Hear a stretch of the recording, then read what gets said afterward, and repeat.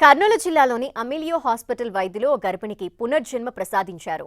గద్వాల్ కే.టి. దొడ్డి గ్రామానికి చెందిన శివలీల 9 నెలలు నిండగా ఆమెకి ఉన్నట్టుండి 27 సార్లు ఫిట్స్ వచ్చాయి. దీంతో ఆమెకి వైద్యం అందించడానికి పలు ఆసుపత్రులు నిరాకరించగా అమిలియో హాస్పిటల్కి వచ్చారని హాస్పిటల్ యజమాని డాక్టర్ లక్ష్మీ ప్రసాద్ చాపే తెలిపారు.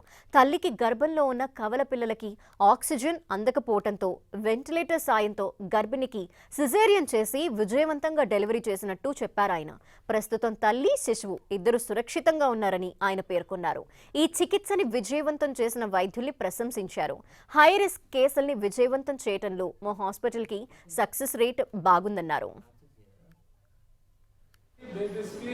ఇక్కడికి వచ్చే లోపలనే బ్రెయిన్ లో గడ్డ కట్టడము, పేషెంట్ ఆల్రెడీ వెంటిలేటర్ స్టేజ్ వెళ్ళడం వల్ల బాడీలో ఇన్ఫెక్షన్ కూడా ఎక్కువైపోయి డీ డైమర్స్ ఇట్లా సెప్సిస్ కు సంబంధించిన పారామీటర్స్ అన్ని పెరిగిపోయినాయి.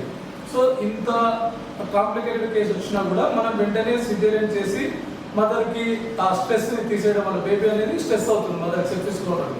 సో డెలివరీ చేయడం వల్ల మదర్ స్ట్రెస్ తగ్గడం వల్ల మదర్ చిన్నగా 2-3 రోజుల్లో మదర్ రికవర్ కాగలిగినారు. బేబీస్ కూడా ఇమీడియట్ గా హాస్పిటల్ డెలివరీ జరగడం వల్ల వెంటనే పేషెంట్ బేబీస్ ఇద్దరు పుట్టిన వెంటనే మనం వెంటనే వెంటిలేటర్ సాయం అందించడం వలన వాళ్ళ ఊపిరితిత్తులు వాళ్ళ బాడీలో ఇన్ఫెక్షన్ కూడా స్లోగా 2-3 days కి రికవర్ అయిపోయి సో ఇప్పుడు ఒక 1 week లోపల బోత్ మదరు ఇద్దరు మగ పిల్లలు కౌల పిల్లలు పూర్తిగా రికవర్ అయ్యారు.